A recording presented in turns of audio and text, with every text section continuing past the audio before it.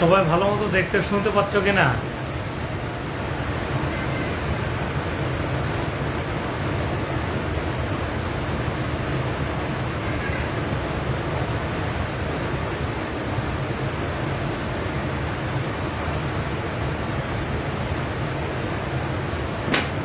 আমরা সবাইকে একটু দেখার সুযোগ করে দিই, তারপরে আমরা ক্লাসটি শুরু করবো ইনশাল্লাহ।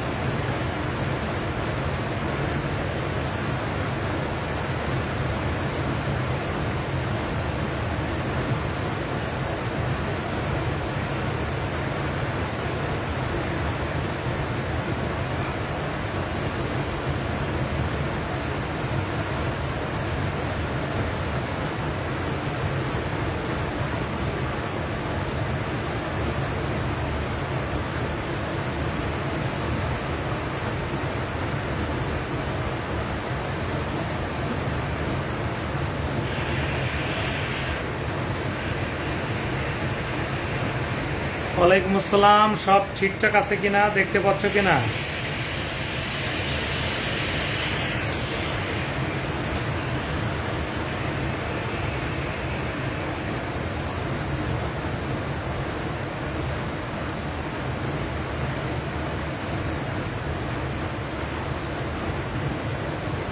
আমি আগেই একটু কথা বলে নিই, আজকে কিন্তু বৃষ্টি হচ্ছে, সেজন্য আমার প্রতি বেশি একটু কনসেন্ট্রেশন দিতে হবে যাতে আমার কথাগুলো ভালো মতো শুনতে পাও।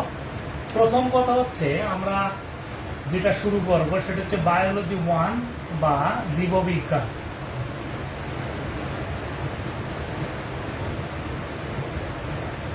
জীববিজ্ঞান প্রথম কথা হচ্ছে আমরা একটু লিখে ফেলি বায়োলজি।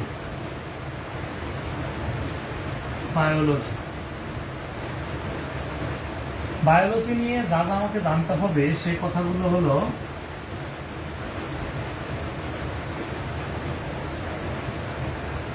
শব্দটির প্রবর্তক হচ্ছে দা লেমার। বায়োলজি শব্দের প্রবর্তক হচ্ছে দা লেমার। এটির জনক হচ্ছে অ্যারিস্টটল।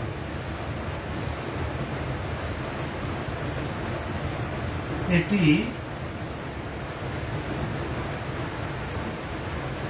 গ্রিক শব্দ থেকে আগত। গ্রিক শব্দ থেকে আগত।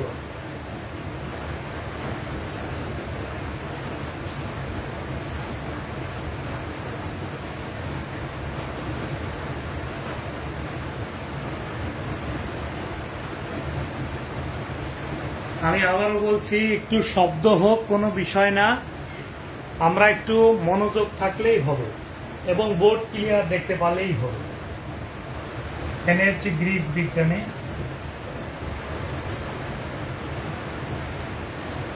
এটা আমরা না লিখি, এটা পরে লিখলে হবে।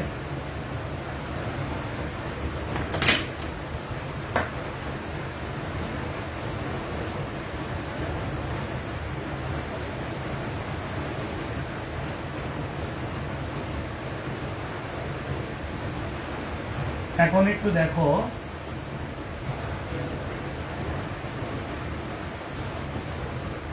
বায়োস শব্দের অর্থ হচ্ছে লাইফ। লজস শব্দের অর্থ হচ্ছে নলেজ।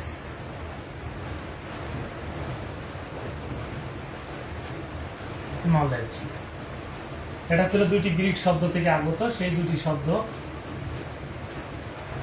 এখানে ছিল গ্রিক শব্দ।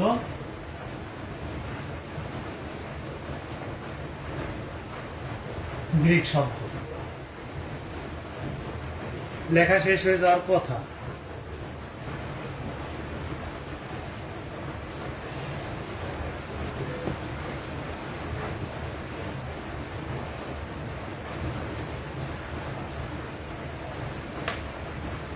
এখন একটু দেখো শাখা।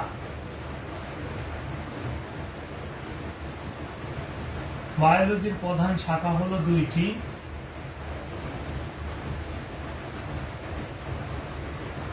একটা হচ্ছে জুওলজি,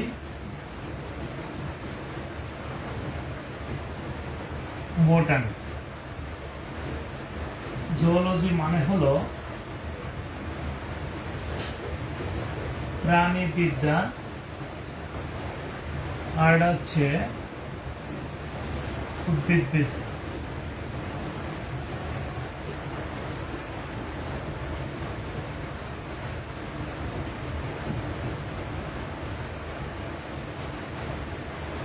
এটি গ্রিক শব্দ থেকে আগত।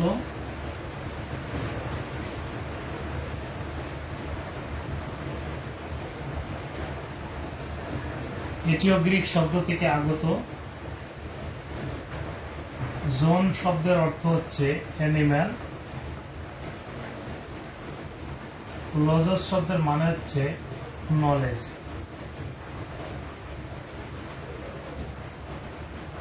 নলেজ এটিও গ্রিক শব্দ থেকে আগত।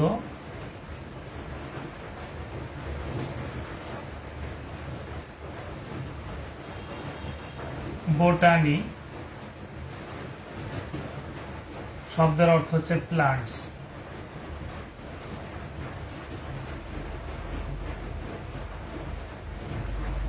এটি আরেকটি বিষয় জানতে হবে, সেটা হচ্ছে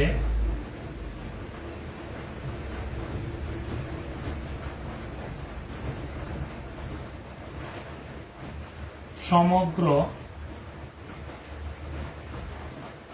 প্রাণীকুলকে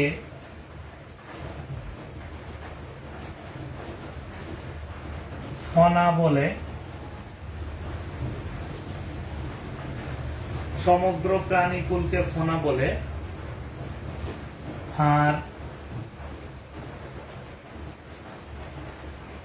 সমগ্র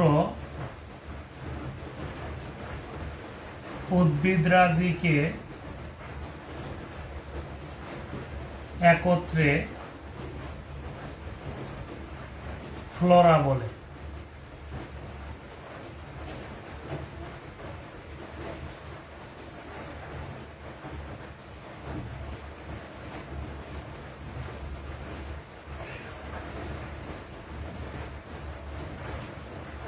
আশা করছি এটুকু তোমাদের লেখা শেষ হয়েছে। একটু জানিয়ে রাখি, সেটা হচ্ছে সমগ্র প্রাণীকুলকে আমরা বলি ফনা, সমগ্র উদ্ভিদরাজিকে আমরা বলি ফ্লোরা।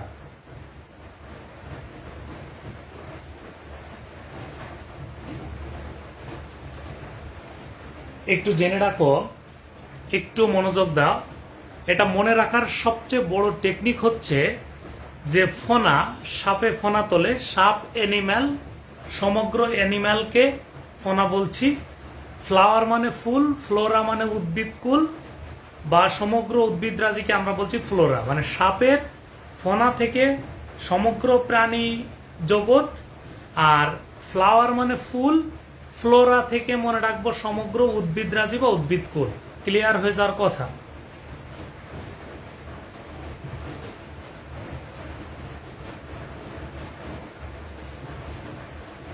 যদি একটু শেষ হয়ে থাকে তাহলে একটু দেখো,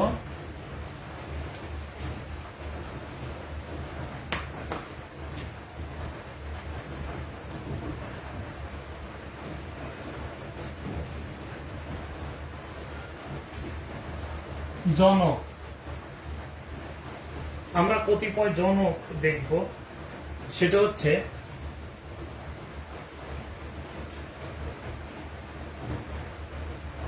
আমরা বলেছিলাম যে বায়োলজি এ পাশে লিখি হচ্ছে তোমার বিষয়, এই পাশে লেখো হলো তোমার জনক। বায়োলজির জনক হচ্ছে অ্যারিস্টটল।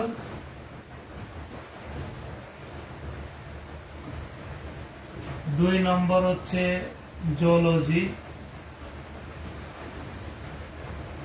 জুলজির জনক অ্যারিস্টটল। 3 নাম্বার হচ্ছে তোমার বোটানি, বোটানির জনক হচ্ছে থিওফ্রাস্টাস।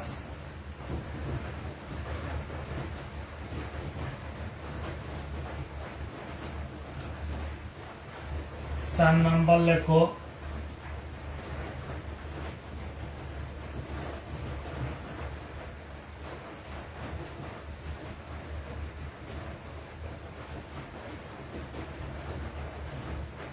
প্রাকৃতিক নির্বাচন মতবাদের জনক হলো Darwin.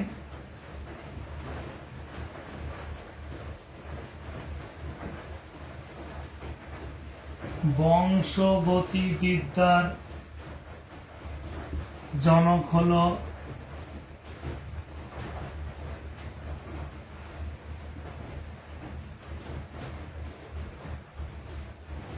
Gregor Johann Mendel.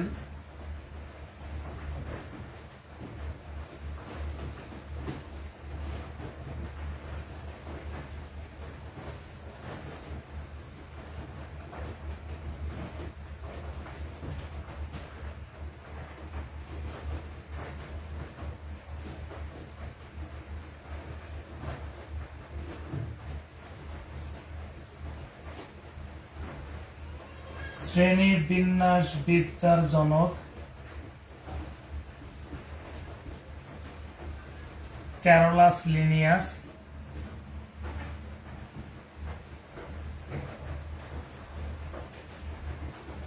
Carolus Linnaeus.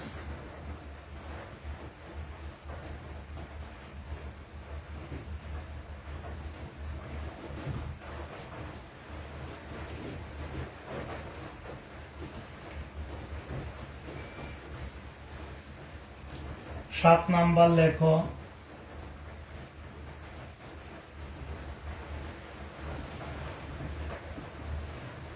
জীবাণুবিদ্যার জনক হচ্ছে লুই পাস্তুর।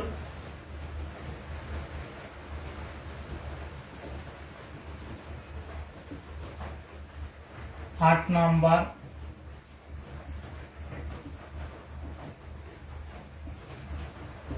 পাস্তুরায়নের জনক হচ্ছে লুই পাস্তুর।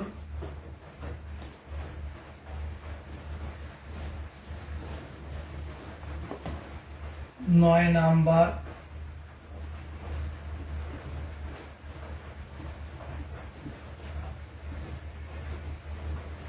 বায়োজেনেসিসের জনক হচ্ছে লুই পাস্তুর। 10 নাম্বার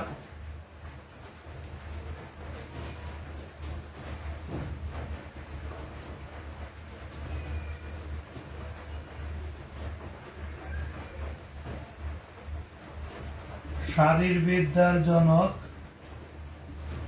বা ফিজিওলজি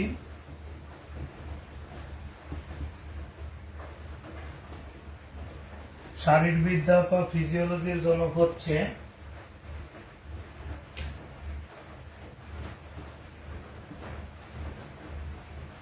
উইলিয়াম হার্ভে।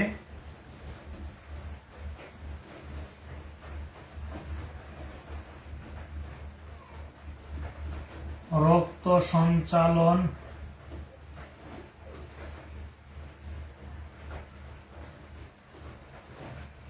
রক্ত সঞ্চালনের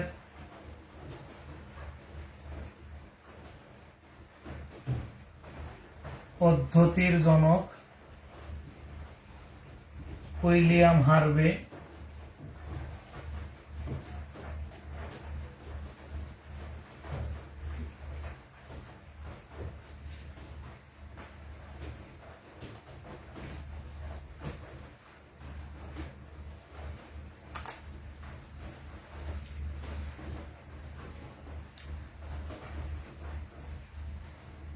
অ্যানাটমি বা ব্যবচ্ছেদবিদ্যার জনক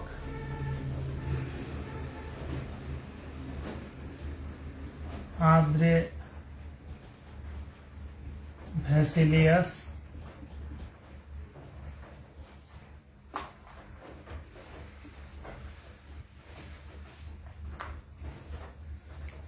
আশা করছি এটুকু লেখা শেষ। দেখো এটুকু শেষ হয়েছে কিনা, একটু দ্রুত বলো যে এটুকু শেষ হলো কিনা।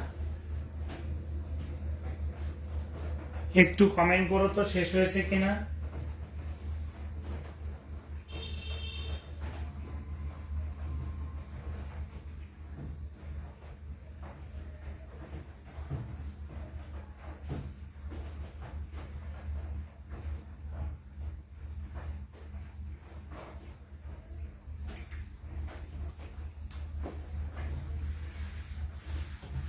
এটুকু শেষ কিনা, ডান।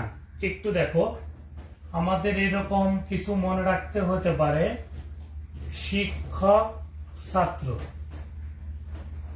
কে কার শিক্ষক কে কার ছাত্র, এরকম যদি আমরা মনে রাখি যে সাপ এলো, কি বললাম, সাপ এলো।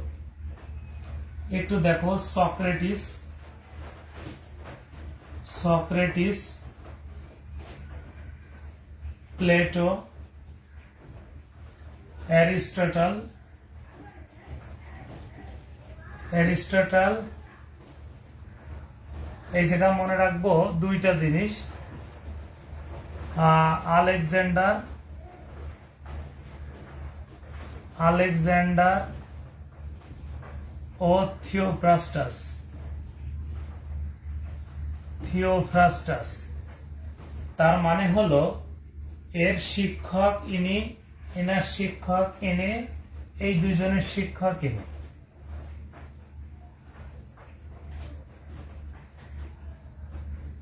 একটু জাস্ট মনে রাখলাম। আমরা আবারও বলছি কে কার শিক্ষক, সেই ক্ষেত্রে মনে রাখার চেষ্টা করলাম যে প্লেটোর শিক্ষক সক্রেটিস, অ্যারিস্টটলের শিক্ষক প্লেটো, আলেকজান্ডার এবং থিওফ্রাস্টাসের শিক্ষক হচ্ছে অ্যারিস্টটল। এটুকু ক্লিয়ার হয়ে যাওয়ার কথা। আমরা জাস্ট কিছু বেসিক জিনিস আলোচনা করছি, এরপর আস্তে আস্তে আমরা বিস্তারিত যাব। কিছু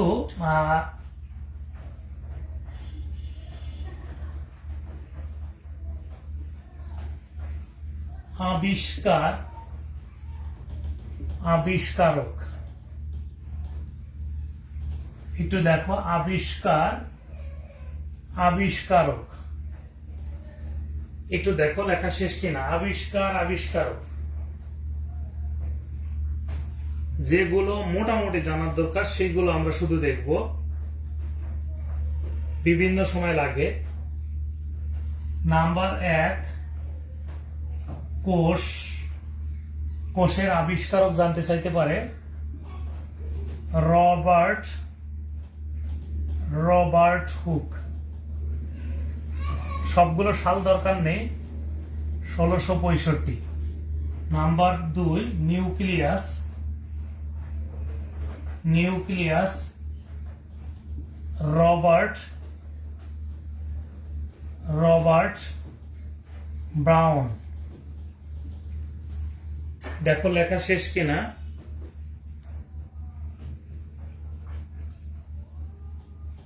1831 সাল। 3 নাম্বার,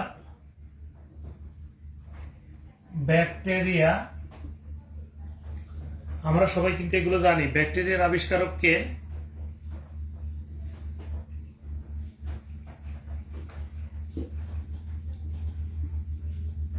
লিউয়েনহুক।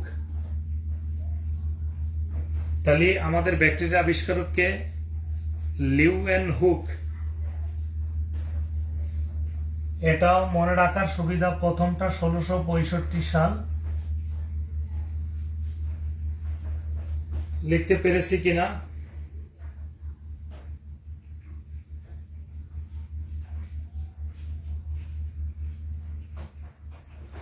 পঁচাত্তর, 75। একটু একটু কারেকশন প্লিজ। 4 নাম্বার, অনুবীক্ষণ যন্ত্রের আবিষ্কারক কে? অবশ্যই লিউয়েনহুক।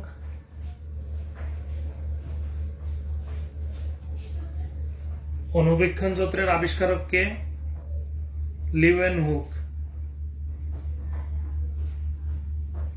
1675 সাল, অর্থাৎ যে সালে অনুবীক্ষণ যন্ত্র আবিষ্কার করেছেন সেই সময় ব্যাকটেরিয়া পরীক্ষা করে নির্বাচন করেছেন। তার মানে হচ্ছে, আমরা আবারও বলছি, লিউয়েন হুক এটা 1665 হবে না, 1675 হবে, আর কোষ হচ্ছে 1665, যেটা আমরা উপরে লিখেছি।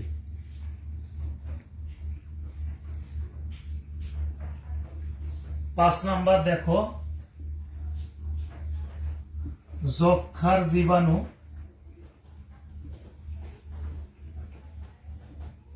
রবার্ট কচ 1913 সালে। তাহলে একটু খেয়াল করে দেখো, যক্ষার জীবাণু খুব ইম্পর্টেন্ট, পরীক্ষাতে আসে। রবার্ট কচ 1913 সাল।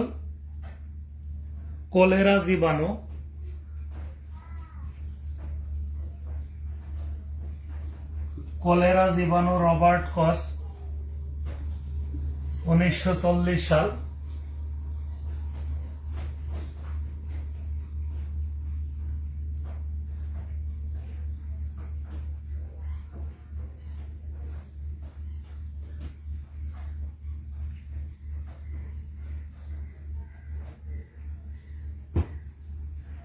এটুকু লেখা শেষ।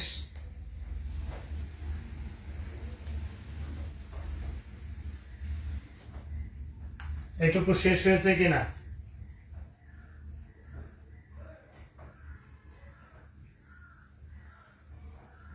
একটু দেখো, বসন্তের টিকা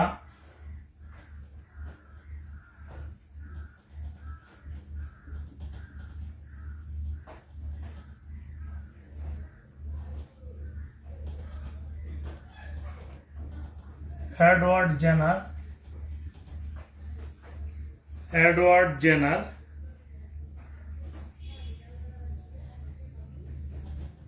1796 সাল। বসন্তের টিকা এডওয়ার্ড জেনার।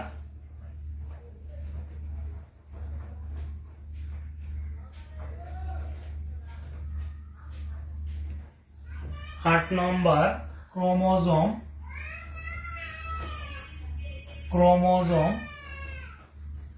ক্রোমোজোমের আবিষ্কারক হচ্ছে স্ট্রাসবুর্গার। 1875 সাল। স্ট্রাসবুর্গার 1875 সাল। 9 নম্বর,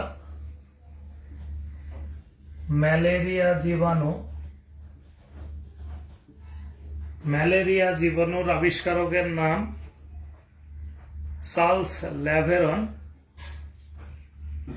দেখো,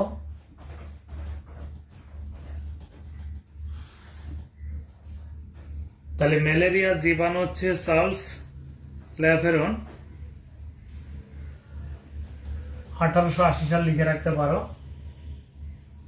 লাস্ট 10 নম্বরে লিখে রাখো। 10 নম্বরে লেখো,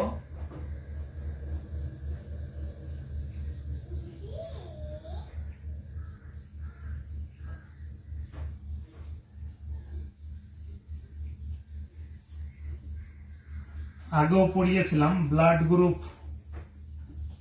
এর আবিষ্কারক হচ্ছে কে?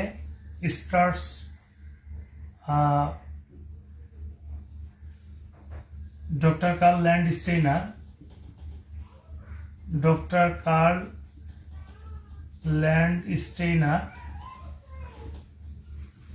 1900 সাল।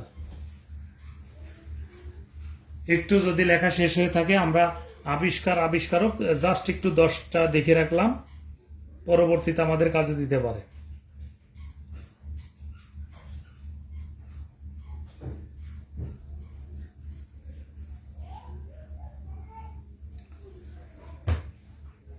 এটুকু লেখা শেষ করি।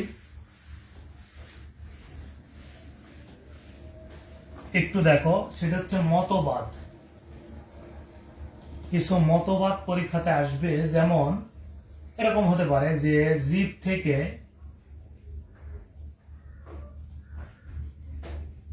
জীবের সৃষ্টি,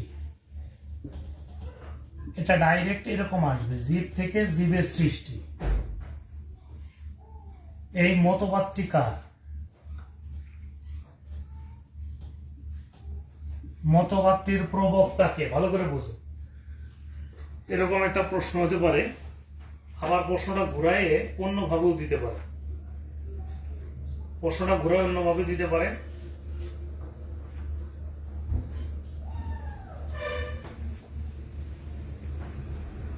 এটাকে অবশ্যই উত্তর হবে লুই পাস্তুর। তাহলে আমরা কি বলছি? জীব থেকে জীবের সৃষ্টি। 2 নাম্বার একটু দেখো, জীবাণু সৃষ্টি। আমরা আগেও বলেছিলাম জীবাণুর সৃষ্টি সংক্রান্ত মতবাদ Louis Pasteur. Louis Pasteur number 3-এ দেওয়া, সেটা হচ্ছে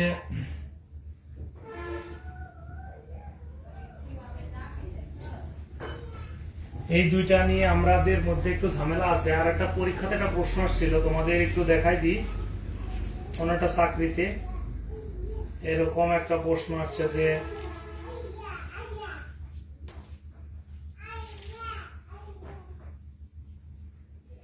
আমরা প্রশ্নটা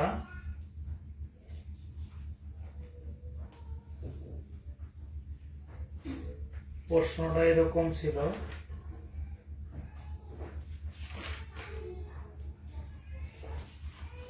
এটা কিন্তু অন্য একটা প্রশ্ন। দেখো এই বিষয় ভালো করে দেখো, যে জীব থেকে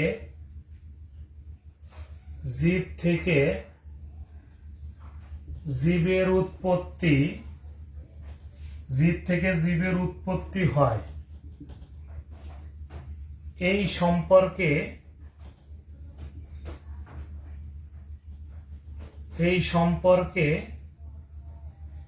সম্পর্কে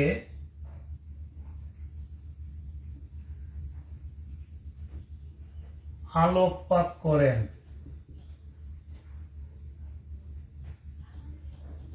এটা কিন্তু আবার অ্যারিস্টটল। খুব সাবধান কিন্তু, আবারও বলছি একটু খেয়াল করো। জীব থেকে জীবের সৃষ্টি, এটা একটা মতবাদ। এই মতবাদটার নাম হলো biogenesis.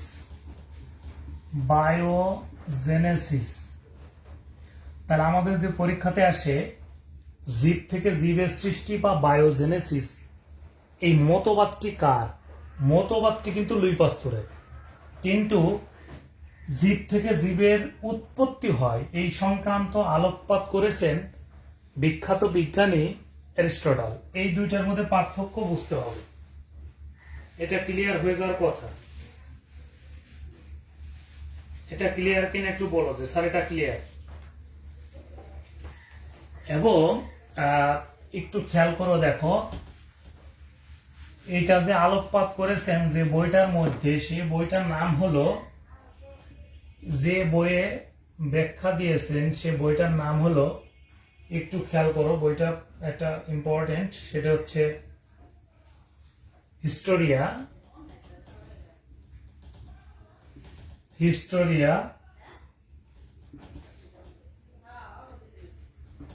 অ্যানিমালিজম।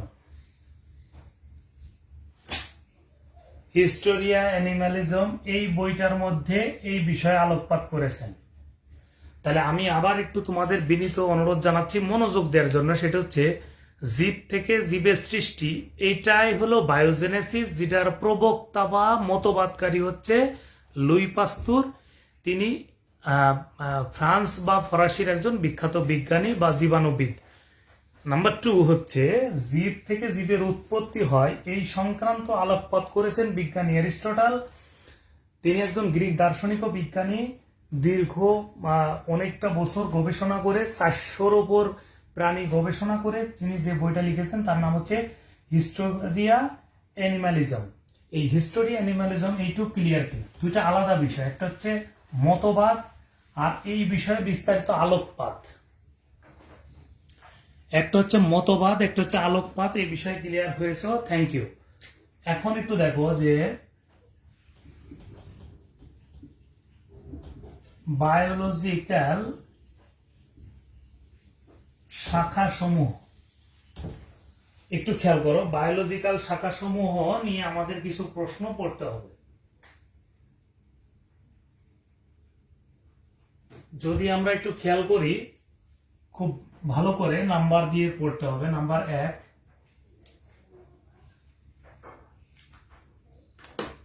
Number 1 physiology. Physiology, physiology বলতে আমরা কি বুঝি? ফিজিওলজি মানে হচ্ছে শারীরবিদ্যা। শারীরবিদ্যা বা গঠনগত বিদ্যা, বা গঠনগত বিদ্যা। তাহলে কি বলেছি ভাই? শারীরবিদ্যা বা গঠনগত বিদ্যা হচ্ছে ফিজিওলজি। কিন্তু যদি আমাদের পরীক্ষাতে আসে মরফোলজি, কি? মরফোলজি হচ্ছে অঙ্গ সংস্থান বিদ্যা। অঙ্গ সংস্থান বিদ্যা বা জীবের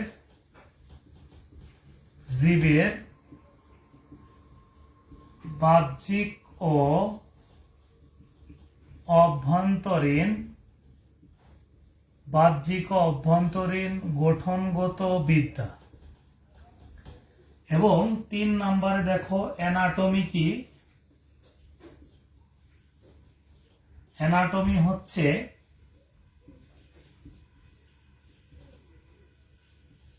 ব্যবচ্ছেদ বিদ্যা। ব্যবচ্ছেদ বিদ্যা পরীক্ষাতে না থেকে থাকতে পারে শারীর স্থান বিদ্যা। ভালো করে দেখো, ভুলটা আমরা কোথায় করি, এবং পরবর্তীতে কিন্তু এগুলোই পরীক্ষাতে আসবে। একটা হচ্ছে শারীর বিদ্যা, একটা শারীর স্থান বিদ্যা, যেটা ব্যবচ্ছেদ বিদ্যা। শারীর বিদ্যা মানে গঠনগত বিদ্যা। বিষয়টা ক্লিয়ার হও। আবারও বলছি, যেখানে যেখানে কিন্তু সমস্যা হবে সেখানে কিন্তু আমি বারবার মার্ক করে পড়াচ্ছি। একটা হচ্ছে শারীর বিদ্যা আর একটা হচ্ছে শারীর স্থান বিদ্যা। একটু ক্লিয়ার কিনা? একটা শারীর বিদ্যা, একটা শারীর স্থান বিদ্যা। ক্লিয়ার হয়ে যাওয়ার কথা। একটু দেখো 4 নাম্বার সাইটোলজি,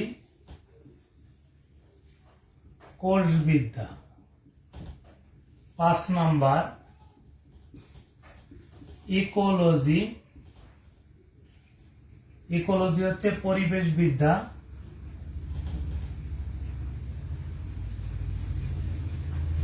বা বাস্তুবিদ্যা।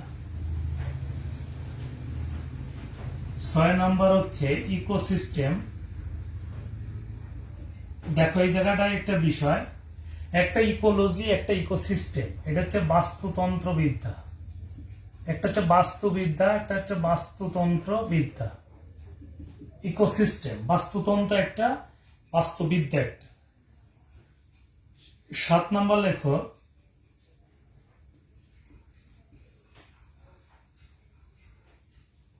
অস্টিওলজি, হাড় বা অস্থি সংক্রান্ত বিদ্যা।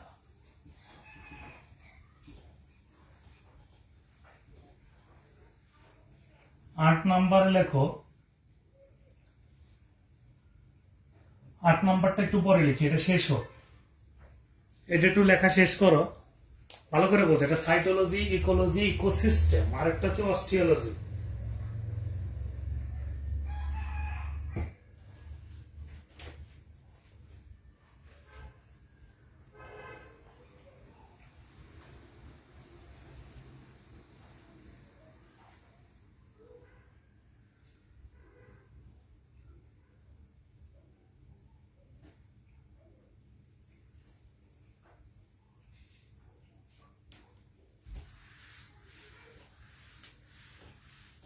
आठ नंबर लेखो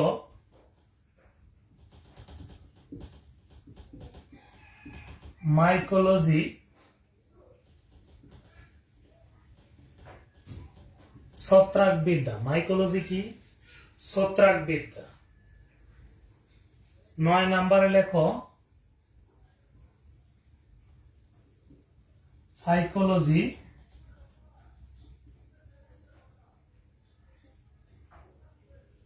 শৈবালবিদ্যা।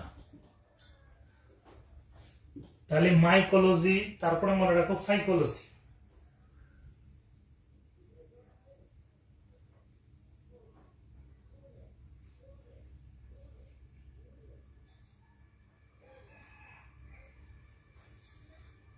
দশ নম্বর লেখো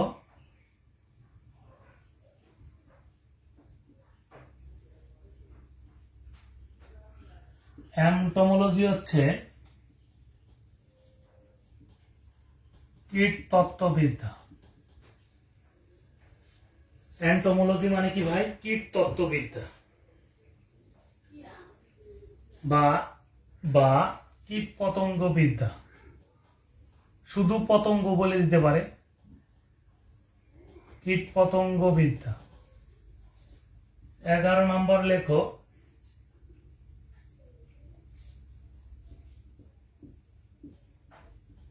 এমব্রায়োলজি,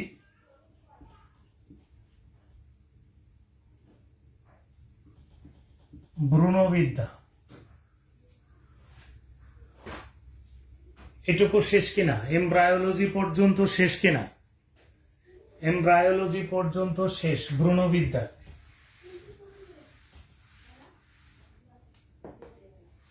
12 নম্বরে দেখো জেনেটিক্স। জেনেটিক্স মানে হচ্ছে বংশগতিবিদ্যা, জিন তত্ত্ববিদ্যা, কৌলিক বিদ্যা,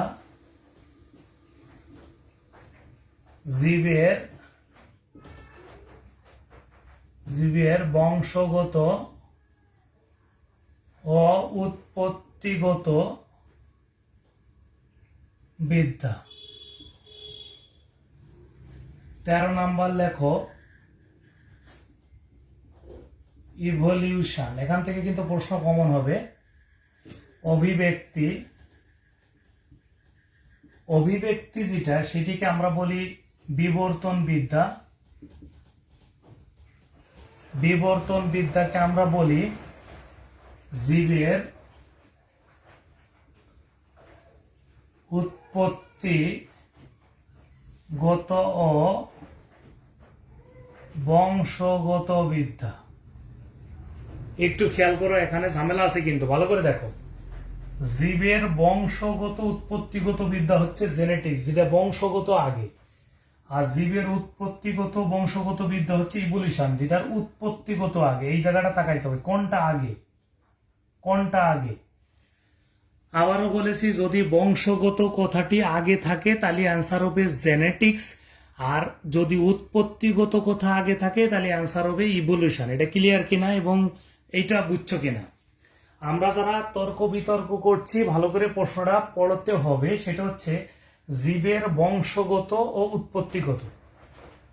যদি বিষয়টা ক্লিয়ার করি একটু দেখো, যদি এটা মুছে দিই, এরপরে একটু দেখাচ্ছি, একটু দেখো।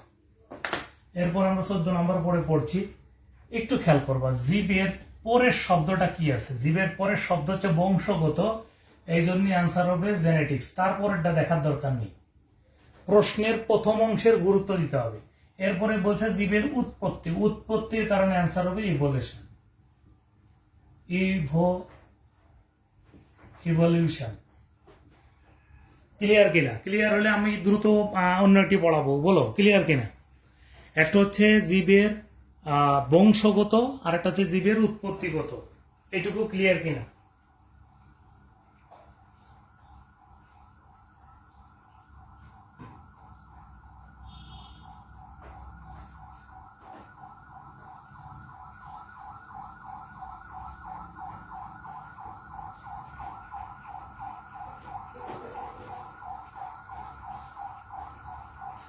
এটুকু ক্লিয়ার কিনা একটু বলো।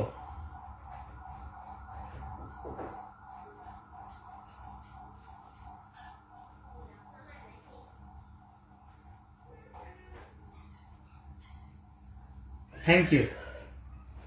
তার মানে পরীক্ষার দিন যেটা আগে থাকবে সেটার গুরুত্ব দিতে হবে, একটু ক্লিয়ার করার চেষ্টা করেছিলাম। Thank you. এরপর একটু দেখো, সেটা হচ্ছে 14 নম্বরটা দেখো। 14 নম্বর বলতেছে, ভালো করে দেখো, প্লান্টোলজি, PLAEONTOLOGY, প্লান্টোলজি মানে হলো, ভালো করে দেখো, প্রত্নতত্ত্ববিদ্যা।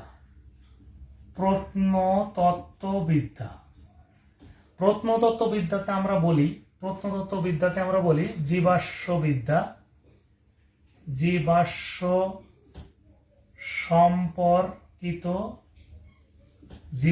সম্পর্কিত বিদ্যা। তাহলে প্রত্নতত্ত্ববিদ্যা, জীবাশ্ম সংক্রান্ত বিদ্যা, পুরাজীব বিদ্যা, ভালো করে বুঝবা, এইগুলো হচ্ছে প্লান্টোলজি। ঠিক 15 যদি বলতাম আর্কিওলজি,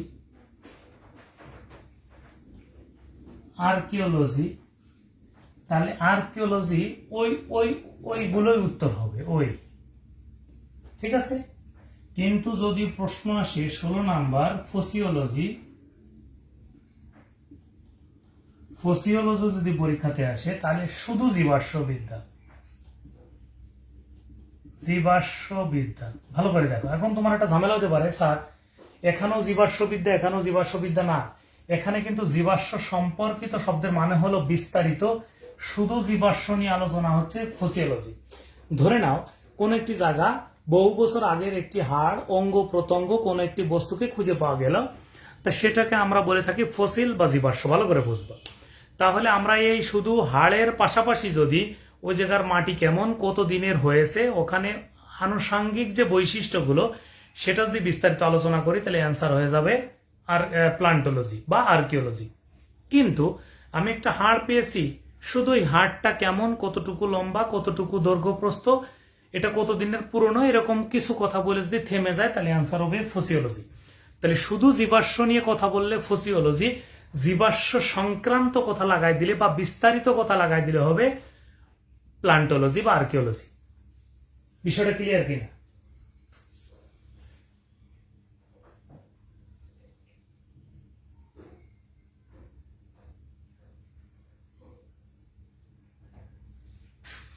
আমরা এটুকু ক্লিয়ার কিনা একটু বলো তো ভাই। আমরা বলতে চেয়েছি যে যদি শুধু জীবাশ্ম বলে, তাহলে অ্যান্সার দেব হচ্ছে ফসিওলজি। আর যদি আমাদের অ্যান্সার পরীক্ষাতে প্রশ্ন আসে বিস্তারিত, তাহলে আমরা অ্যান্সার দেব সেক্ষেত্রে হচ্ছে প্লান্টোলজি বা আর্কিওলজি। আমরা কিন্তু এখান থেকে প্রশ্ন পাবো, কিন্তু ভুল করব না, এটা বোঝানোর চেষ্টা করছি বারবার করে।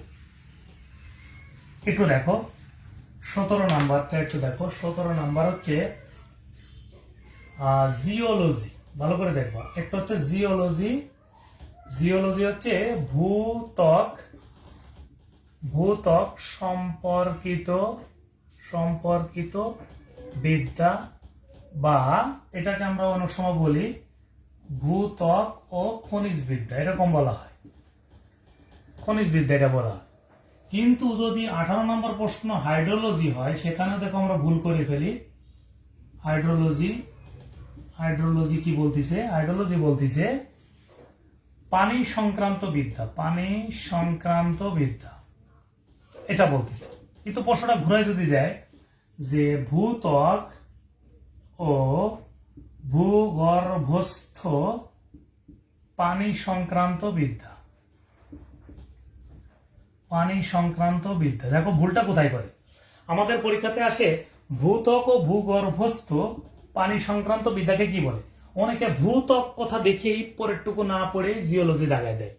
সেজন্য এখানে একটু মনে রাখতে হবে যে কিরকম প্রশ্ন হলে কি অ্যান্সার হবে। আমি আবারও বলছি, এটা কিন্তু ভূত্বক ভূগর্ভস্থ মুখ্য বিষয় না, টার্গেট পয়েন্ট পানি সংক্রান্ত বিদ্যা। আর এটা বলছে জিওলজি মানে ভূত্বক সংক্রান্ত বিদ্যা, অর্থাৎ মাটি বা মাটির চারিপাশে খনি বা ইত্যাদি বিষয় আলোচনা করে জিওলজি। এটুকু ক্লিয়ার কিনা? আশা করছি এটুকু ক্লিয়ার হয়ে যাওয়ার কথা।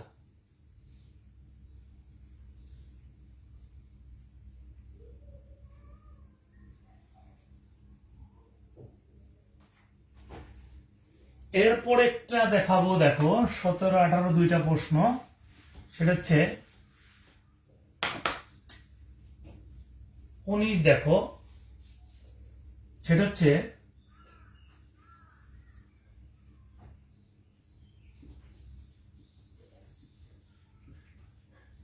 ম্যালাকোলজি।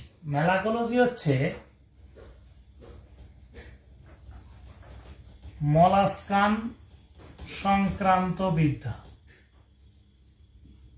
মলাস্কান সংক্রান্ত বিদ্যা।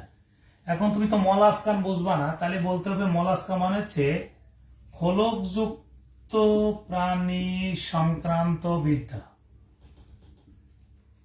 সংক্রান্ত বিদ্যা ভালো করে বোঝো। মলাস্কা মানে হচ্ছে খোলকযুক্ত প্রাণী, যেমন শামুক, ঝিনুক ইত্যাদি, বা বলতে পারে শামুক ঝিনুক সংক্রান্ত বিদ্যা বলতে পারে। 20 নাম্বার একটু দেখো, এরকম শুধু বলতে পারে ম্যালকোলজি। ম্যালাকোলজি একটা, ম্যালকোলজি একটা। সরীসৃপ সরীসৃপ সরীসৃপ সংক্রান্ত বিদ্যা। আরেকটা দেখো 21 নাম্বারটা অন্যরকম, হারপিটোলজি। হারপিটোলজি, হারপিটোলজি কিন্তু সরীসৃপ বিদ্যা। সরীসৃপ বিদ্যা, ভুলটা কোথায় করব? এই জায়গাটা। একটা হচ্ছে সরীসৃপ সংক্রান্ত বিদ্যা, একটা সরীসৃপ বিদ্যা। তাহলে আবারও বলছি, যদি পরীক্ষাতে আসে সরীসৃপ সংক্রান্ত বিদ্যা তাহলে হলো ম্যালকোলজি, আর যদি প্রশ্ন আসে সরীসৃপ বিদ্যা তাহলে আনসার হবে হারপিটোলজি। এটুকু ক্লিয়ার হোক, এটুকু ক্লিয়ার হতে হবে।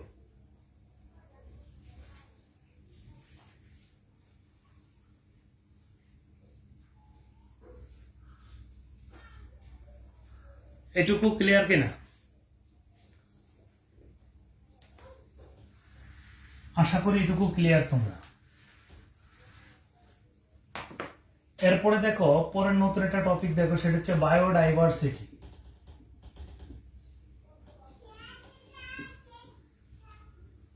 বায়োডাইভার্সিটি মানে হচ্ছে জীববৈচিত্র্যতা।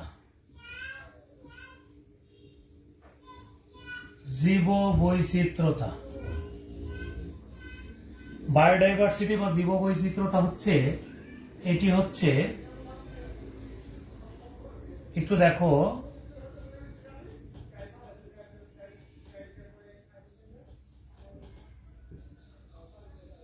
বিজ্ঞানী হ্যামিল্টনের মতে biodiversity is the variety of life। তার মানে হলো জীবনের মধ্যে বৈচিত্র্যতা আনাই হচ্ছে জীববৈচিত্র্যতা। এদের সেকেন্ড পয়েন্ট হচ্ছে এটি নবায়ন যোগ্য শক্তি। এটি নবায়নযোগ্য শক্তি। আর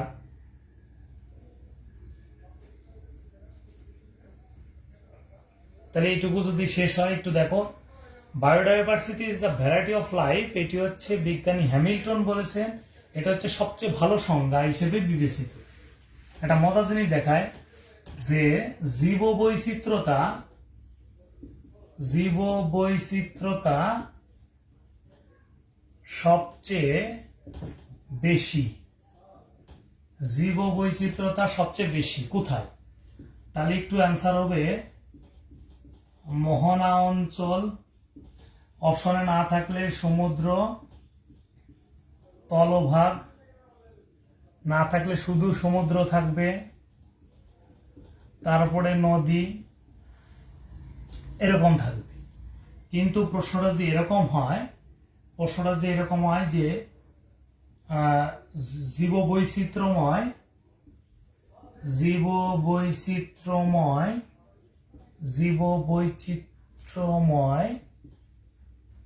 সবচেয়ে বড় ইকোসিস্টেম। জীববৈচিত্র্যময় সবচেয়ে বড় ইকোসিস্টেম কোনটি? তাহলে সমুদ্র ইকোসিস্টেম। সমুদ্র ইকোসিস্টেম, ঠিক আছে, সমুদ্র ইকোসিস্টেম। ভালো করে ক্লিয়ার হও। যদি প্রশ্ন আসে জীববৈচিত্র্য সবচেয়ে বেশি কোথায় থাকে, আনসার দিবা মোহনা অঞ্চল। মোহনা না থাকলে সমুদ্র তলভাগ, সমুদ্র তলভাগ না থাকলে সমুদ্র, সমুদ্র না থাকলে নদী। এটুকু ক্লিয়ার হয়ে যাওয়ার কথা। এখন দেখো, একটু খেয়াল করে দেখো প্রকারভেদ। প্রকারভেদ, তাহলে অ্যান্সার হবে বায়োডাইভার্সিটি।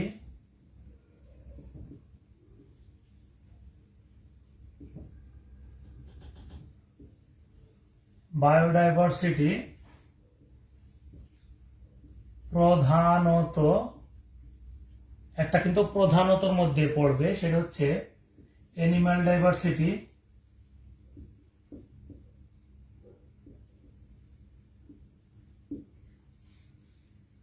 আর একটা হচ্ছে প্লান্ট ডাইভার্সিটি।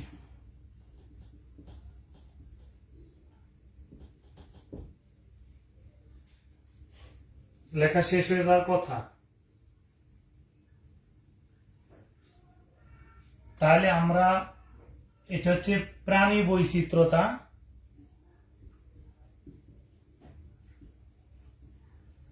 প্রাণী বৈচিত্র্যতা, আরেকটা হচ্ছে উদ্ভিদ বৈচিত্র্যতা, উদ্ভিদ বৈচিত্র্যতা। কিন্তু প্রশ্নটা যদি ঘুরাই দেয়, প্রশ্নটা যদি ঘুরাই দেয়, এইভাবে দেয়, তাহলে কি লিখবা?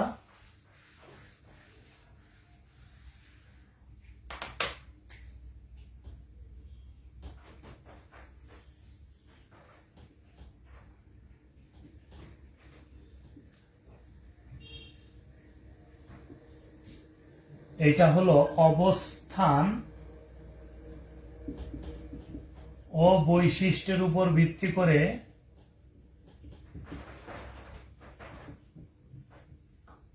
চার প্রকার। কি বলছি? অবস্থান ও বৈশিষ্ট্যের উপর ভিত্তি করে চার প্রকার। সেটা হচ্ছে species, species biodiversity, species biodiversity, genetic biodiversity, ecosystem biodiversity, cultural biodiversity. ঠিক আছে, এটা হচ্ছে প্রজাতিগত, প্রজাতিগত বৈচিত্র্যতা, এটা হচ্ছে বংশগত বৈচিত্র্যতা, এটা হলো বাস্তুগত বৈচিত্র্যতা, আর এটা সংস্কৃতিগত বৈচিত্র্যতা। তবে কোন কোন বইয়ে লাস্টেরটা দেওয়া নেই, প্রথম তিনটা দেওয়া আছে। কিন্তু আসলে সবচেয়ে সুন্দর উত্তর হচ্ছে চার প্রকার, কারণ আজকে শুক্রবার। একটু খেয়াল করে দেখো, কেউ মসজিদ থেকে বেরিয়েছে পাঞ্জাবি টুপি পরে, কেউ গির্জা থেকে বেরিয়েছে, কেউ মন্দির থেকে বেরিয়েছে। তাহলে তাদের পোশাক দেখে আমরা কিন্তু কালচারাল বৈচিত্র্যতা করতে পারবো। আর এটা বলা হচ্ছে বসবাসের উপর ভিত্তি করে, এক একজন এক এক জায়গায় বসবাসের কারণে কিছু বৈচিত্র্যতা আসবে, আর বংশগত কারণে, এখন মা বাবা বিভিন্ন দেশের হলে বৈচিত্র্যতা আসবে, আর প্রজাতির মধ্যে প্রজাতির বৈচিত্র্য থাকবে। আমরা মানুষের মধ্যে মানুষেরও বৈচিত্র্যতা আছে। ক্লিয়ার কিনা? তাহলে প্রধানত বললে বা কিছু না বললে, আমি আবারও বলছি, প্রধানত বললে কিছু না বললে দুই প্রকার হবে। আর যদি আমাদেরকে বলে যে অবস্থান ও বৈশিষ্ট্যের উপর ভিত্তি করে, সেক্ষেত্রে অ্যান্সার হবে চার প্রকার। একটু ক্লিয়ার কিনা? একটু ক্লিয়ার কিনা একটু বলো, শেষ কিনা?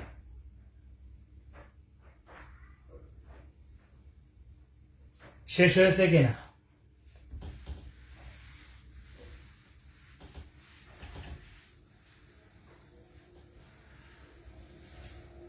আমরা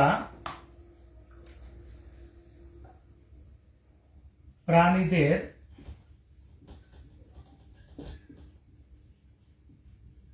বৈচিত্র্যময় প্রশ্নাবলী, এখান থেকে কিন্তু প্রশ্ন কমন আসবে। প্রাণীদের বৈচিত্র্যময় কিছু প্রশ্ন আছে, এখান থেকে প্রশ্ন আসবে। সেটা হলো, যেমন আমরা যদি বলি যে পৃথিবীর সবচেয়ে বড় প্রাণী কোনটি? পৃথিবীর সবচেয়ে বড় প্রাণীর নাম বলবে, তখন অবশ্যই আমাদের অ্যান্সার দিতে হবে নীল তিমি। নীল তিমি যদি না থাকে শুধু অ্যান্সার হবে তিমি। 2 নম্বরে দেখো, কোন প্রাণী সবচেয়ে বেশি শব্দ সৃষ্টি করে বা করতে পারে? এটারও অ্যান্সার হবে নীল তিমি। পৃথিবীতে যত প্রাণী আছে সবচেয়ে বেশি শব্দ সৃষ্টি করতে পারে হচ্ছে নীল তিমি। আমরা আবারও বলছি, পৃথিবীতে আল্লাহ পাক যত প্রাণী দিয়েছেন সবচেয়ে বেশি শব্দ সৃষ্টি করতে পারে নীল তিমি।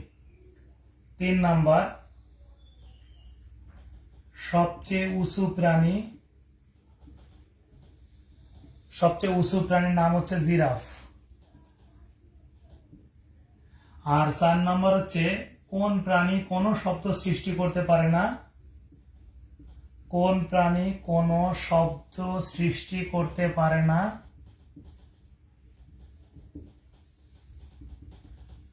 তাহলে অ্যান্সার হবে জিরাফ। তাহলে একটু খেয়াল করে দেখো, সবচেয়ে বড় প্রাণী বেশি শব্দ সৃষ্টি করতে পারে, আর উঁচু প্রাণী কোনো শব্দ সৃষ্টি করতে পারে না। আমরা এমন টেকনিক্যালি লিখতেছি যাতে তোমাদের মনে রাখতে সুবিধা হয়, পাশাপাশি করে। 5 নাম্বার লেখো, স্থলের সবচেয়ে বড় প্রাণী। স্থলের সবচেয়ে বড় প্রাণীর নাম হচ্ছে আফ্রিকান হাতি। আর অপশনে না থাকলে শুধু অ্যান্সার হবে হাতি।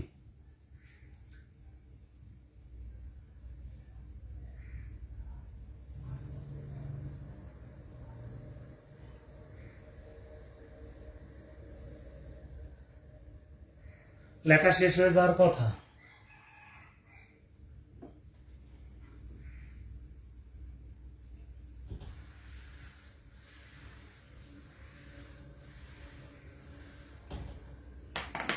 ছয় নাম্বার,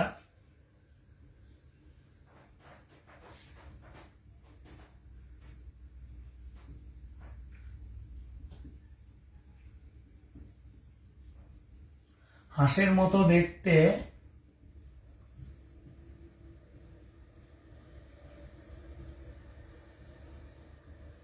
ডিম পাড়া স্তন্যপায়ী প্রাণী। হাঁসের মতো দেখতে ডিম পাড়া স্তন্যপায়ী প্রাণীর নাম হচ্ছে প্লাটিপাস।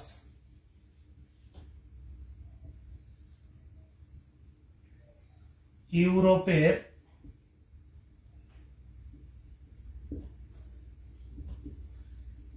জীবন্ত জীবাশ্ম প্লাটিপাস।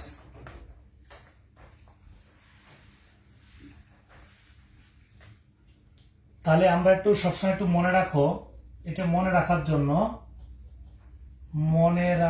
জন্য যে স্তন্যপায়ী মানে হচ্ছে দুধ দেয়, অর্থাৎ বাচ্চাদের দুগ্ধ পান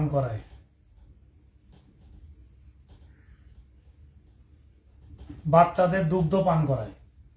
তাহলে কি বলছি ভাই, মনে রাখতে হবে স্তন্যপায়ী মানে হচ্ছে দুধ দেয়, অর্থাৎ বাচ্চাদের দুগ্ধ পান করায়।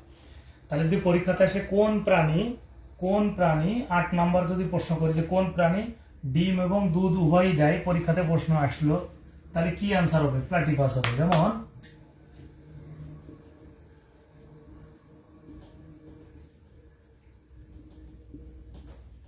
একটু খেয়াল করো, তাহলে যেহেতু স্তন্যপায়ী তাহলে দুধ দেয়, যেহেতু হাঁসের মতো তাহলে ডিম পাড়া বলেই দিছি, ডিম পাড়া, তাহলে এটার নাম হবে প্লাটিপাস। 9 নাম্বার, বাংলাদেশের জীবন্ত জীবাশ্ম হচ্ছে লিভিং ফসিল, অর্থাৎ তাদের অনেকগুলো প্রজাতি একসময় ছিল, সবই মারা গেছে, 2-1 জন বেঁচে আছে, তাদেরকে আমরা বলি জীবন্ত জীবাশ্ম। যেটা আমরা বলি রাজকাঁকড়া। রাজকাঁকড়াকে কোন কোন বইয়ে লেখা আছে লাল কাঁকড়া, আসলে এটাই রাজকাঁকড়া বা লাল কাঁকড়া। বিষয়টা ক্লিয়ার হয়ে যাওয়ার কথা। বাংলাদেশে জীবন্ত জীবাশ্ম হচ্ছে রাজ কাঁকড়া বা লাল কাঁকড়া। 9 নম্বর প্রশ্নটা লেখা শেষ হয়ে যাওয়ার কথা।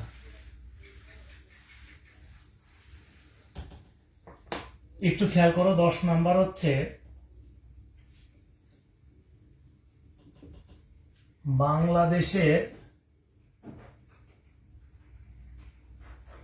আচ্ছা এখানে যে আরেকটা কথা বলতো, যদি এর সাথে আসে না, জাস্ট মনে রাখার জন্য একটু বলে দিতাম, যদি বলতো জীবন্ত জীবাশ্ম উদ্ভিদ, যদিও প্রাণী পড়াচ্ছে এটা লাগে না, আমি জাস্ট বললাম, তাহলে এটা সাইকাস, তাই জানা রাখলাম। উদ্ভিদ বললে সাইকাস। তাহলে জীবন্ত জীবাশ্ম নিয়ে এ পর্যন্ত 3টা প্রশ্ন হয়েছে বলে জানা গেছে। সেটা হচ্ছে বাংলাদেশে জীবন্ত জীবাশ্ম, সেটা হচ্ছে রাজ কাঁকড়া। ইউরোপে জীবন্ত জীবাশ্ম হচ্ছে প্লাটিপাস, আর জীবন্ত জীবাশ্ম উদ্ভিদ হচ্ছে সাইকাস।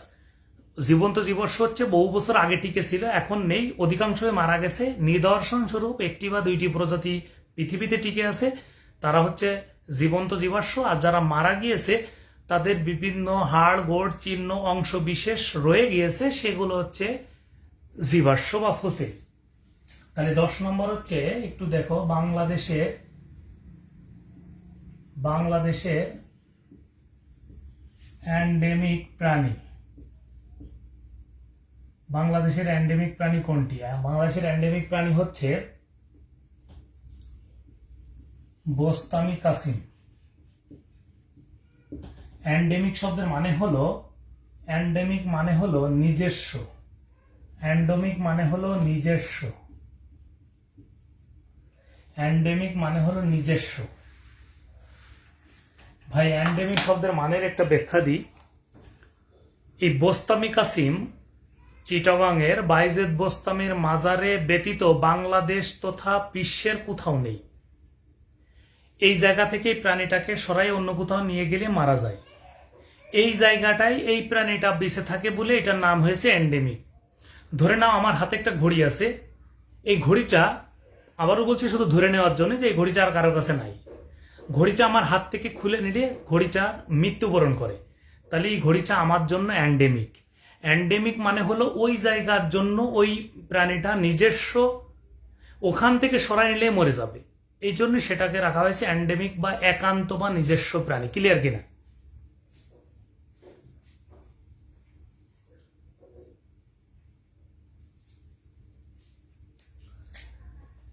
এগারো নম্বর দেখো,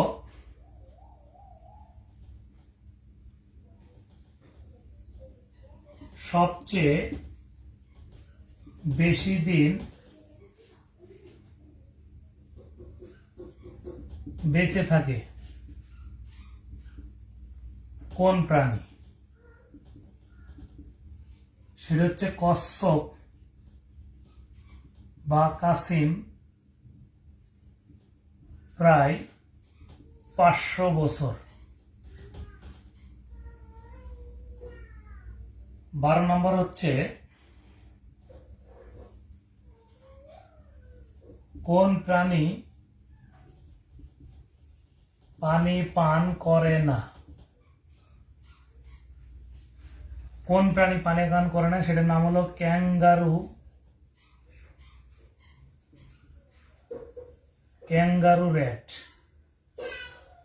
ক্যাঙ্গারু র্যাট হচ্ছে এমন একটি প্রাণী, মরুভূমি অঞ্চলে বসবাস করে, ইঁদুর শেপে, বালু বালুময় একটি ক্যাঙ্গারুর মতো সাইজের, শেপটা গঠনটা ইঁদুরের মতো, সাইজটা ক্যাঙ্গারুর মতো। এমন একটি প্রাণী আছে পৃথিবীতে যা কোনোদিন মৃত্যু থেকে, মানে জন্ম থেকে মৃত্যু অবধি কোনো পানি পান করে না, সেটাকে আমরা বলছি ক্যাঙ্গারু র্যাট। 13 নম্বর দেখো, কোন প্রাণী মৃত্যুর আগে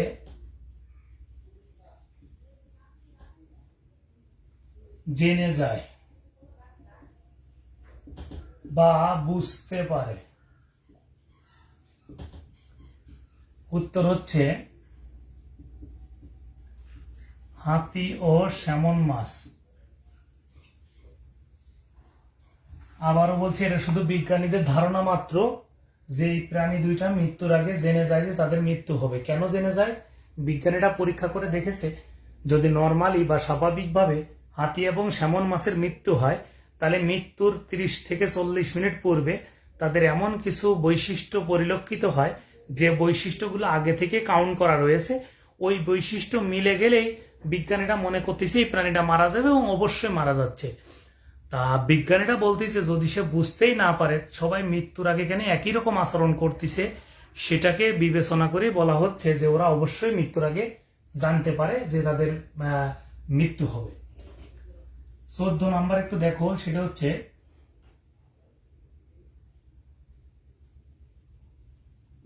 সবচেয়ে দামি মাছ স্যামন মাছ, যাকে আমরা বলি স্যালমন ফিশ। 15 নাম্বার হচ্ছে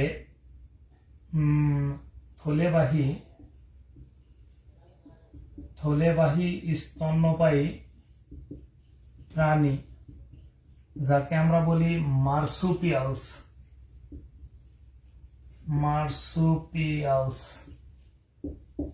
মার্সুপিয়ালস মানে হচ্ছে ক্যাঙ্গারু।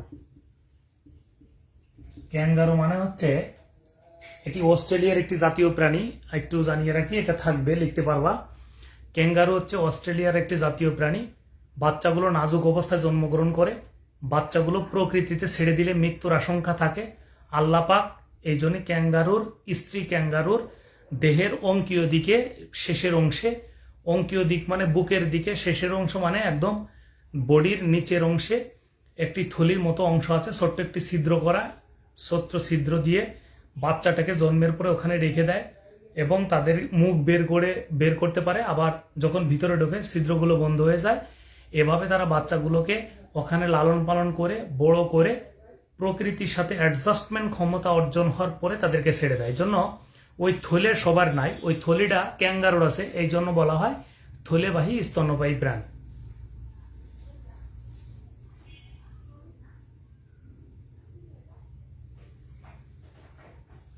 তাহলে এটুকু লেখা শেষ।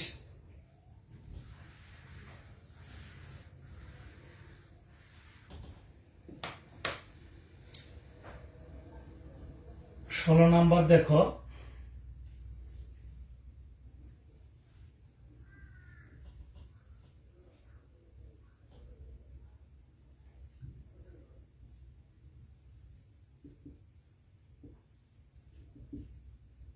কোন প্রাণী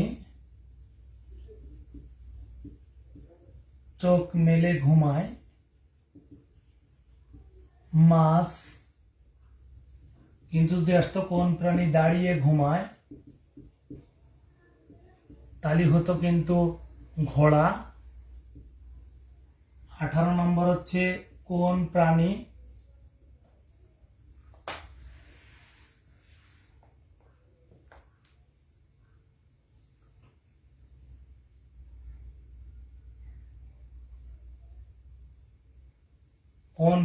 দ্রুত চলে, চিতাবাঘ।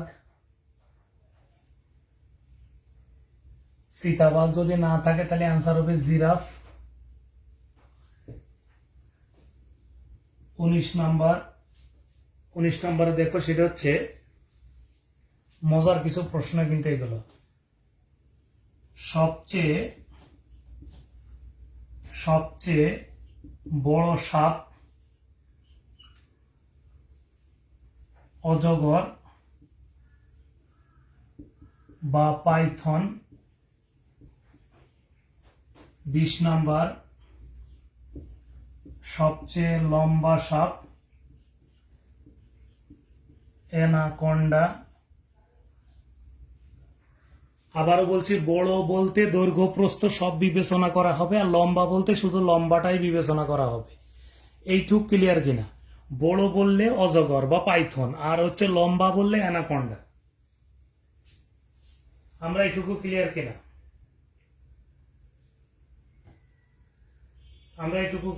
একটু বলো।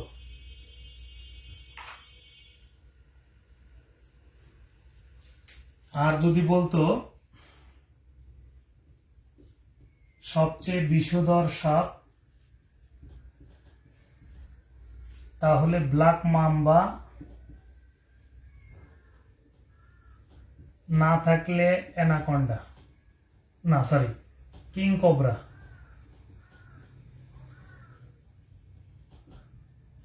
ব্ল্যাক মাম্বা না থেকে কালো মাম্বা থাকতে পারে, কিং কোবরা না থাকে রাজ গোখরা থাকতে পারে। কিং মানে রাজ, কোবরা মানে গোখরা। কিং কোবরা না থেকে কি থাকতে পারে? রাজ গোখরা। এইটুকু ক্লিয়ার কিনা? তাহলে বড় সাপ, লম্বা সাপ, বিষধর সাপ, এইটুকু ক্লিয়ার। বড় সাপ, অজগর, অ্যানাকন্ডা, ব্ল্যাক মাম্বা বা কিং কোবরা।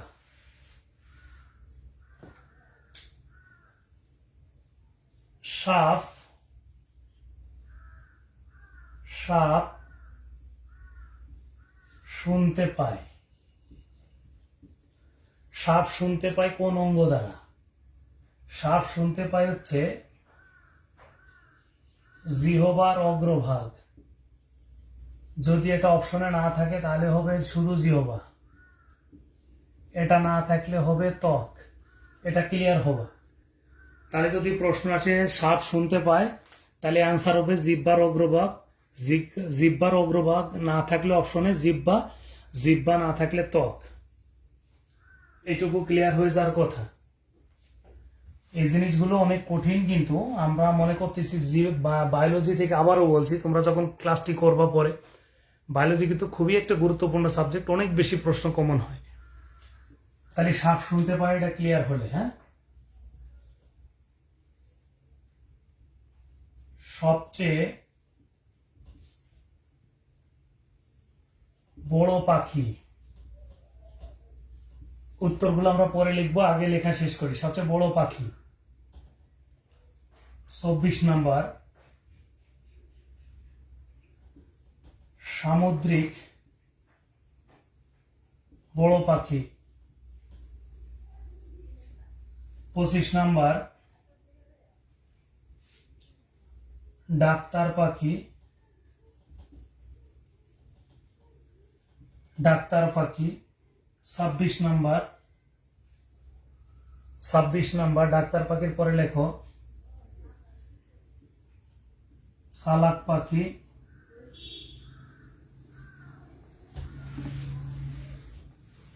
সালাক পাখির পরে লেখো 27 নাম্বার।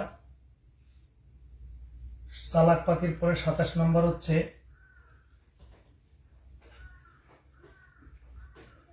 বোকা পাখি। 28 নাম্বার, কোন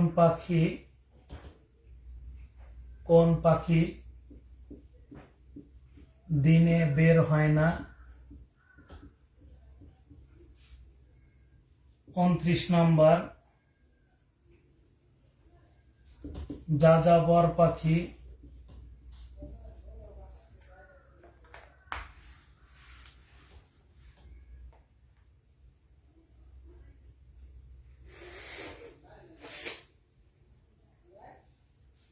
30 নাম্বার,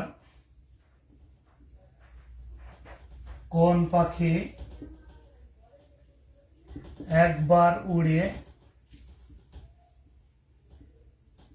বেশি দূর পাড়ি দিতে পারে?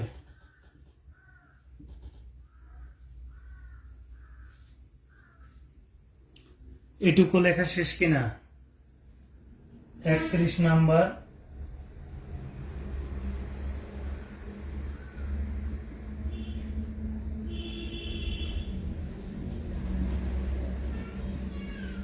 কোন পাখি ওভার ডিউটি করে?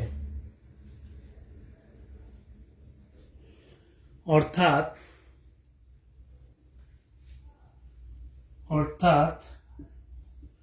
অন্যের ডিমে তা দিয়ে বাচ্চা ফুটিয়ে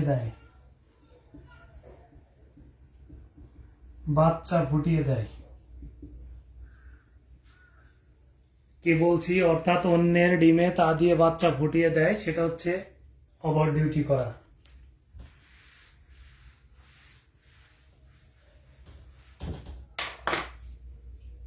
এরপরে লেখো 32 নাম্বার,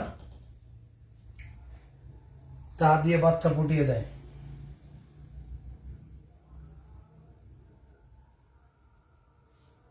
তাহলে কোন পাখি ওভার ডিউটি করে বা অন্যের ডিমে তা দিয়ে বাচ্চা ফুটিয়ে দেয়?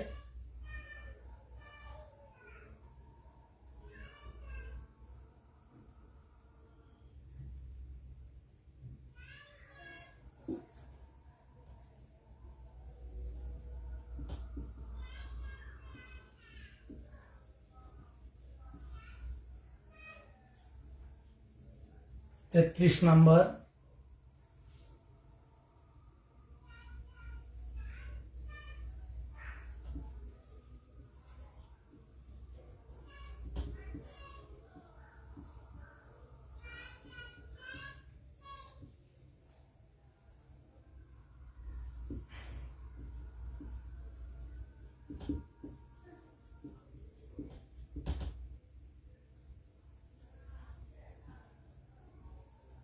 বাচ্চা ফুটে যায়।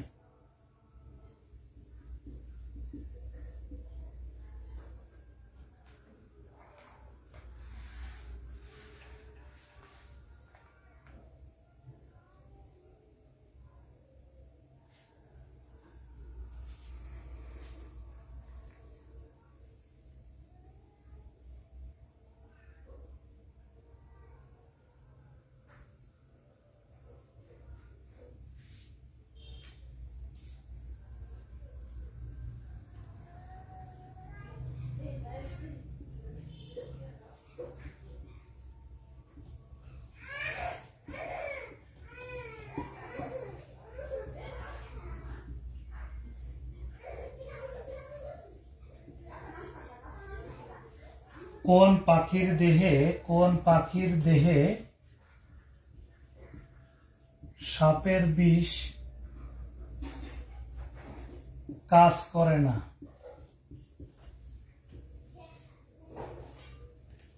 লেখা শেষ কিনা এটুকু দ্রুত বলো তো ভাই, লেখা শেষ কিনা? একটা গল্প শোনাবো, গল্পের মধ্য দিয়ে সব প্রশ্নের উত্তর করা যাবে।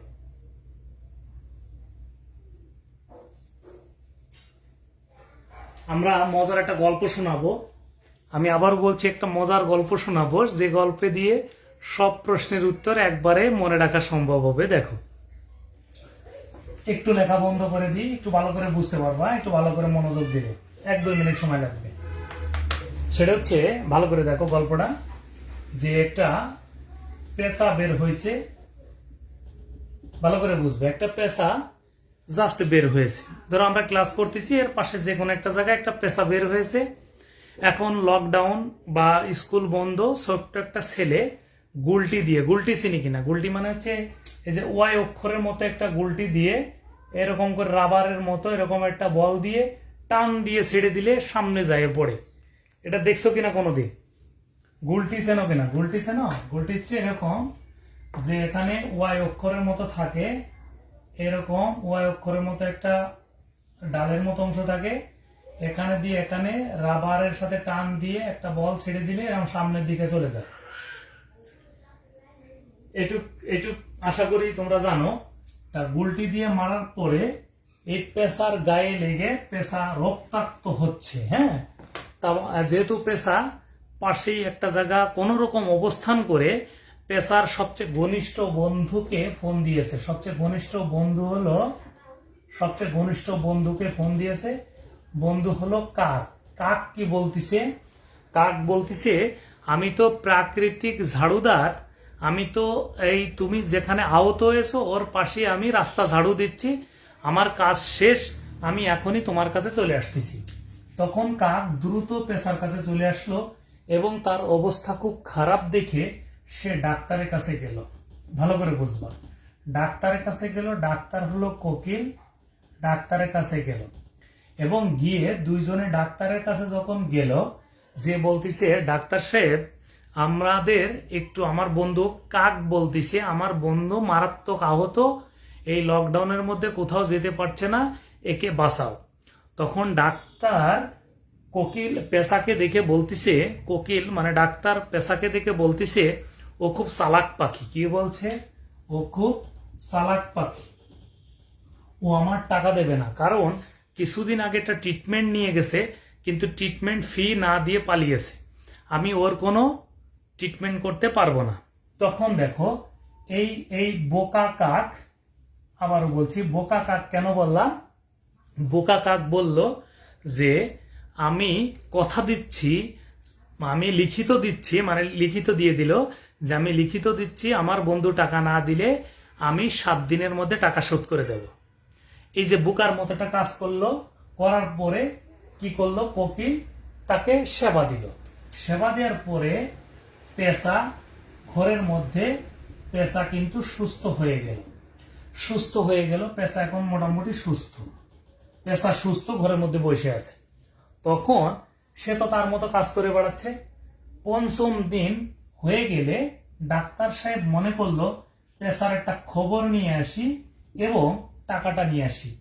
যে সে দরজায় নক করতেছে, ডাক্তার সাহেব কিন্তু পেশা দরজা খোলে না। একাধিকবার নক করার ফলে যখন না খুলে আস্তে করে ঢুকে সে ওখানে এসেছে।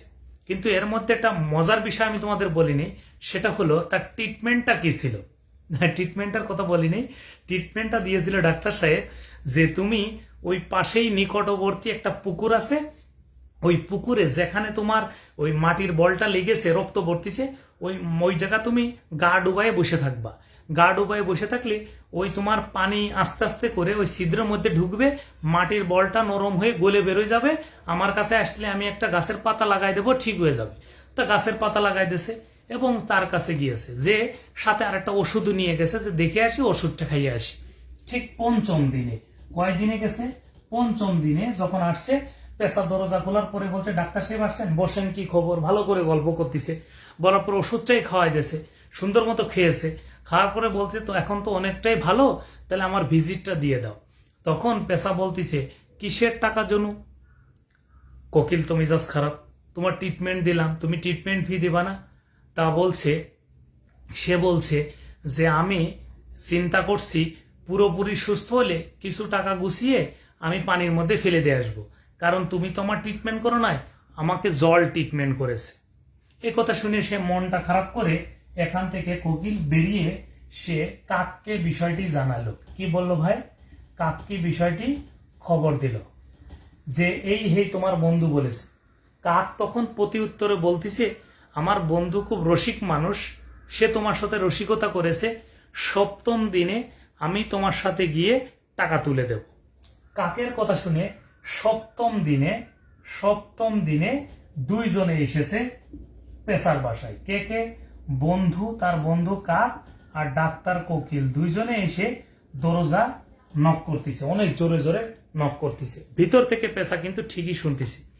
তখন ডাক্তার বলতিছে যদি সে এইবার নক করলে ভিতর থেকে বেরিয়ে না আসে, তাহলে আমি দরজা ভেঙে ভিতরে ঢুকবো এবং ওকে বেঁধে নিয়ে যাব।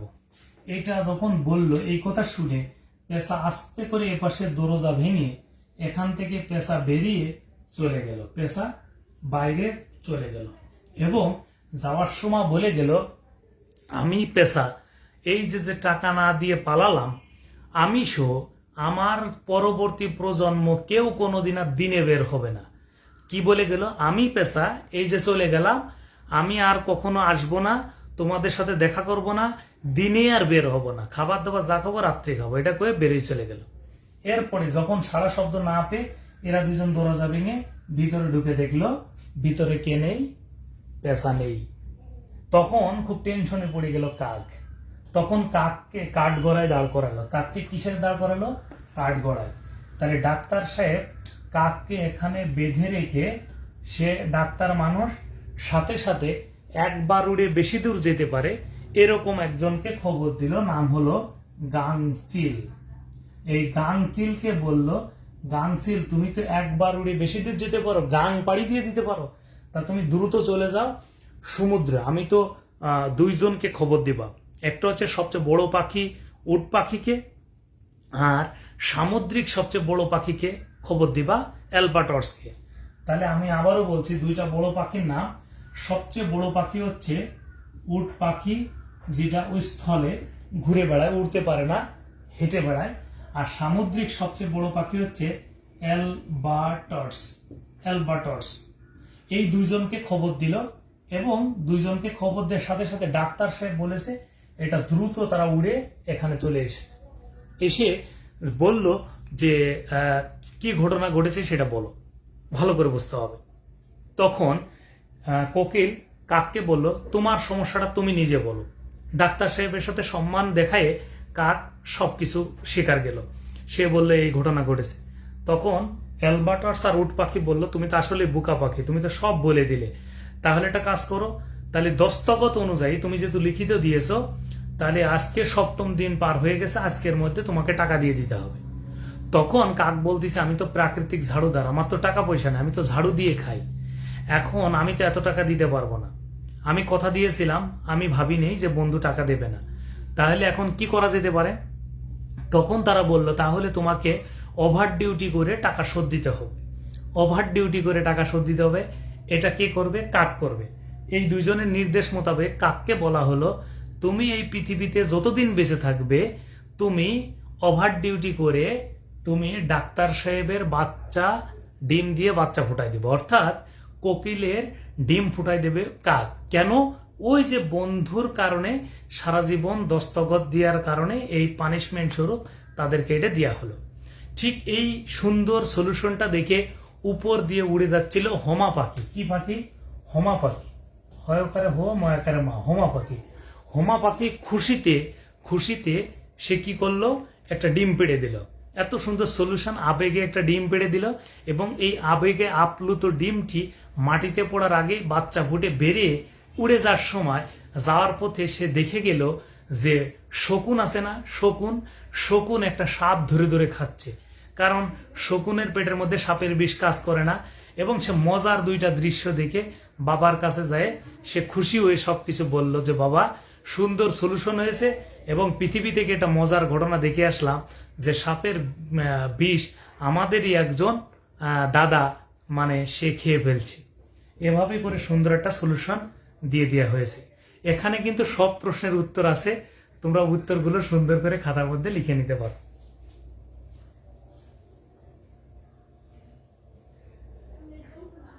এখন তাহলে বলো কিভাবে আমরা উত্তরগুলো পারবো কিনা, কেমন লেগেছে গল্পটা, দ্রুত বলো।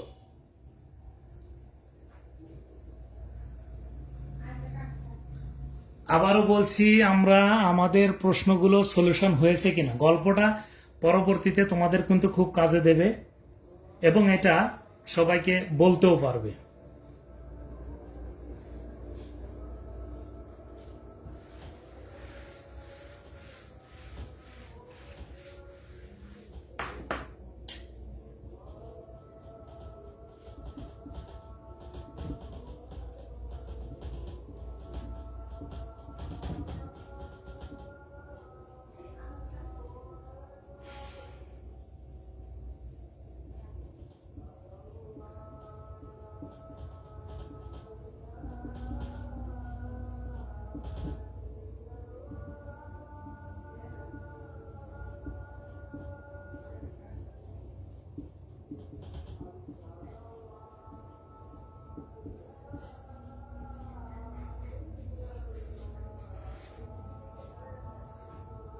আর আর ডাক্তার সাহেবকে বলা হলো, তখন তারা সলিউশনটা দিয়ে ডাক্তার সাহেবকে বলল, ডাক্তার সাহেব, আপনার আর তো বাসা তৈরি করার দরকার নেই, কারণ তোমার ডিম তো বাচ্চা ফুটিয়ে দেবে হচ্ছে কাক, তাহলে আজকে তুমি যাযাবরের মতো ঘুরে বেড়াবা আর মানুষের ট্রিটমেন্ট দিয়ে বেড়াবা। তাহলে ডাক্তার পাখির আর এক নাম হচ্ছে যাযাবর পাখি, অর্থাৎ বাসা তৈরি করে না। তার বাসা তৈরি করার দরকারও নেই, কারণ ডিম পাড়ে তো আসবে কাকের বাসায়, কাকে ডিম ফুটাই দেবে। যাযাবর হচ্ছে কে? কোকিল, ডাক্তার পাখি।